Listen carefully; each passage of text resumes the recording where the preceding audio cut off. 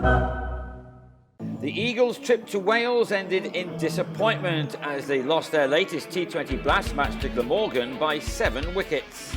Put in, the visitors would have been thrilled to see William Buttleman make a start. The young keeper took a couple of fours off the first over and did so again off Dan Dathwaite in the third. The opener quickly onto 19, made in a stand of 26 with Tom Wesley. The young have no fear, it would seem. Wesley was unable to match his partner though as he went after Rodri Smith, but skied the shot to Nick Selman after making 7. Buttleman continued on his knock, a mix of the sublime and the ridiculous, as he and Michael Pepper took the total to 49 at the end of the 6 overs of power play. Pepper then joined the fun by going big off Andrew Salter. Buttleman attempted the same off the spinner, but his innings was ended as his sweep was top-edged to Selman, the batsman on his way for 36. Essex were on 80 for 2 at the halfway stage of their innings, but never pushed on once Pepper somehow fell to a drag down by Marnus Labuschagne to depart on 29. Paul Walter was then undone by a quicker ball from Salter. The Eagles on 88 for 4 now after 12.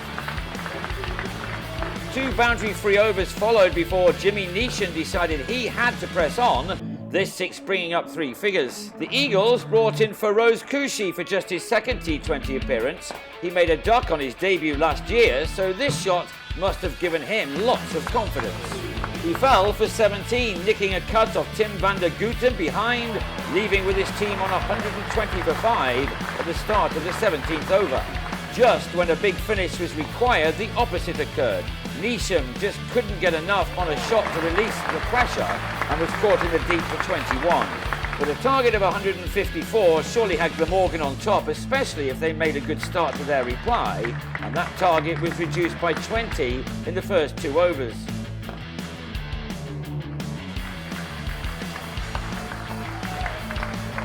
Hopes were raised for the Eagles when David Lloyd plugged a hit off Jack Plom to Walter. But that only brought in Labuschagne, who began his knock by watching Selman go after Plom as 48 were taken off the target in the power play. For a while, Harmer and Aaron Nijar kept things tight until Selman cleared the rope for a second time, Glamorgan reaching 72 for 1 after 10, needing a further 82 from the remaining 10.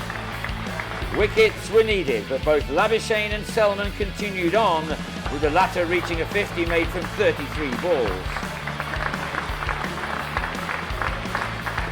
The match had gone by the time 5 overs were left, Labuschagne making sure of that by going after Plom.